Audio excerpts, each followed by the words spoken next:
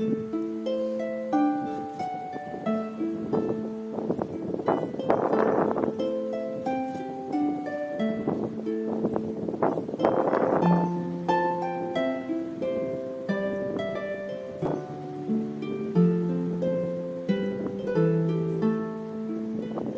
fellow readers and readresses.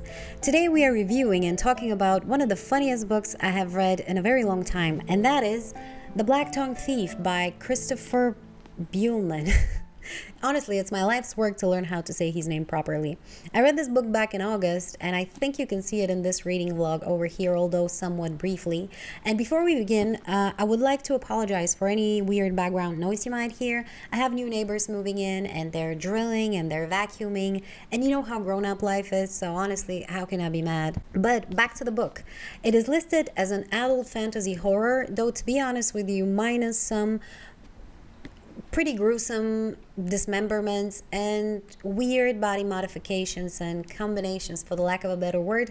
I didn't find it particularly horror-y. If I had to qualify it, I would call it an adult epic dark fantasy quest. The story is told from a first-person POV by our main protagonist, Kinch Nashanak, who is a thief trained by and indebted to the Takers Guild. Kinch finds a blind cat and a lady warrior and starts to follow the latter on a quest, the main goal of which he is not entirely familiar with, and then things get very, very messy and way bigger than he initially expected, and we get some massive, rather interesting reveals at the end. Now, this book is 413 pages long, at least the edition that I have, and is the first book in the Blacktongue series.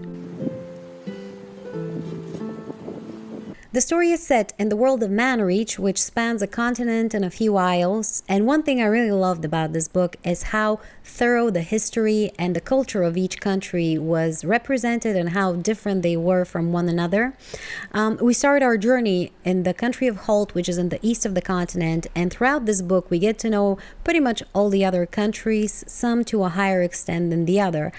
I think the best thing about this book, or one of the best things about this book rather, is the way that the author has managed to reveal the backstory and world building to us, pretty much without using any exposition. I gotta be honest. He utilizes some very interesting devices, let's call them, to do so. One of which is, for example, having a conversation between two of the characters on a topic that is completely unrelated to world building, and then random facts are being thrown kind of, but very, very naturally, I would say, in the conversation, and then later on they will play an important part in the story. It's one of my favorite methods for learning about the world. And another thing that he does that I don't necessarily like usually in books, but in this one I quite appreciated, was the use of songs and poems. Now, I am definitely not a fan of songs in books. In fact, as soon as I see stanzas in italics, I completely check out. Like, it feels to me self-gratifying to the author that they want to showcase their ability to write, poems as well as prose. And look, I don't mind that, but often I don't feel like reading it. And in this book, I think it was done quite well. Maybe I was in the mood, maybe the author is better with that, I don't know.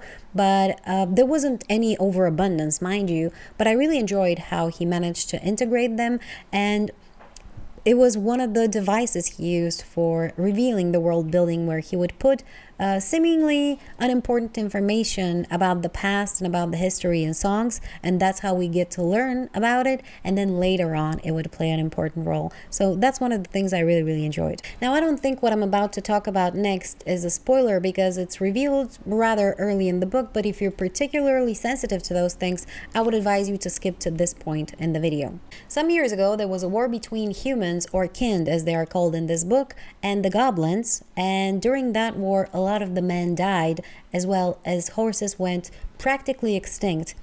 Based on these circumstances, women had to learn to fight and pick up arms, and eventually went to another war with the goblins, and only one, very narrowly, thanks to some GMO birds, let's call them that. I find the choices made by the author in this aspect utterly fascinating, with women having to adjust to new circumstances and the entirety of society being modified by this new situation, and the mourning of this one particular animal that went almost fully extinct. It's such a great setup for this world. I think it was very realistically done despite the unrealistic circumstances. I think it was brilliant. Overall, I think the world building was great, especially given the small size of the book for this genre. Well done. Our protagonist, Kinch Nashanak, is an absolute gem to follow. And look, I don't mean that he's perfect. He definitely isn't. He's a bit of a coward, but, honestly, same. And he likes to run away from responsibility whenever possible, not to mention that he fails at a lot of the tasks that he undertakes.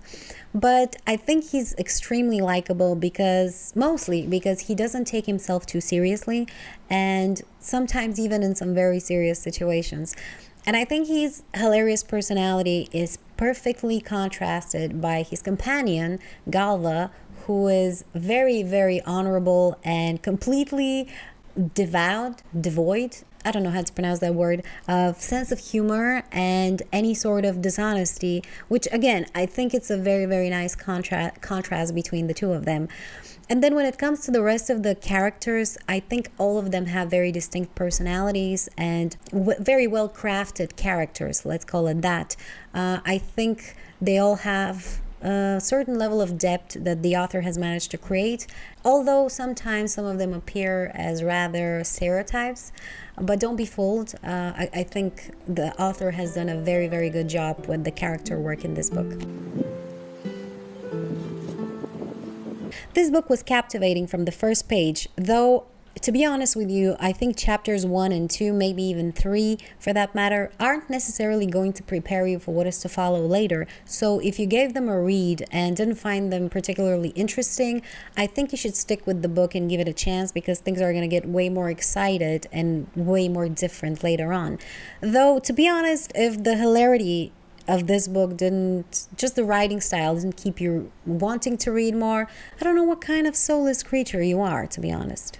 Ultimately, this book is the quintessential fantasy quest with some very unconventional elements to it, and I know that those are contradictory statements, but I think if you read the book you will understand me way better. I gotta be honest, I managed to sniff one of the big reveals as soon as the main plot line was revealed to us, but there were a lot of things that I completely didn't expect, and I don't think that I could have, although there were a lot of signs for them. It's just that the author has made some very bold choices and went ways where I never would have expected him to go, and I don't dislike it. I think it was very well done. We had some very nice reveals during the book and some really, really nice ones at the end of it. I am still trying to figure out some of them. I think about them a lot, and I'm trying to explain to myself exactly what I saw so that I don't miss out on something, basically.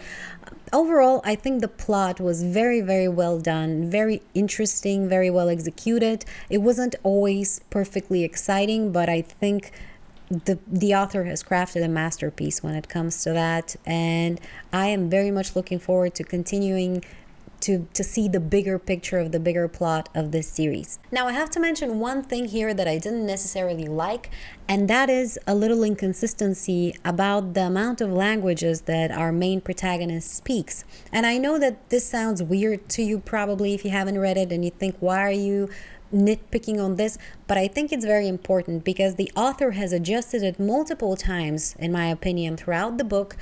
And to me, it does appear as an inconsistency because he set it up one way in the beginning. He set a very strict rule for his universe, and then he went and broke it several times just because I think it was convenient for that plot point to be executed or for this scene to end in a certain way, which I didn't really like, to be honest with you. And then after I was done reading this book, I went back and tried to research and find all the references to this particular subject to see if I was missing something or if there was more to it, if I was confused. But I don't think I was. I did a very thorough research, and I think this is just a plot hole, or rather inconsistency by the author, and because it's one negative thing that kind of irked me. I even took half a star rather, of my rating, so I thought it was worth mentioning it here. One great thing about this book is the writing style. I mean, one of many, I would say, but this specifically is worth mentioning because it was beautiful without being too difficult to read, and it was also hilariously dirty. I mean, I am not a big fan of the cursey words, to be honest, being used in the book, but in this case it didn't bother me because I think it was executed tastefully, if that's a thing. I think it was done very, very well, and with the proper level of sarcasm without the person taking themselves too seriously. It was a lovely writing style. It was the first thing that grabbed me about this book, and there's so many quotable moments. I mean, I put some in the beginning of this video, and maybe I'll put some of this on the screen right now, but it was beautiful. I enjoyed it so much. It was great. I mean, this guy just cracks me up. I don't know if you have these moments where you would see something funny, you'd be by yourself, you would watch or read something funny, and then you would just smirk a little bit, or like you enjoy it internally, but you don't necessarily react outwardly because there's nobody around you and you don't feel like expelling the energy. Well, while I was reading this, I would cackle out loud several times.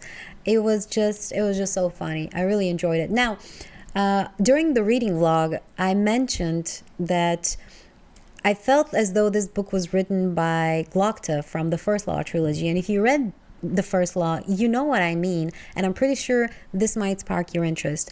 This doesn't continue throughout the whole book, though.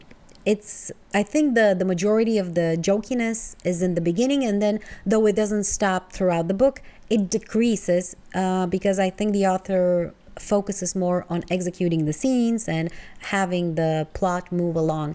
So if you're not a big fan of jokey writing style, don't worry, it's not too much, and it gets even less as the book goes.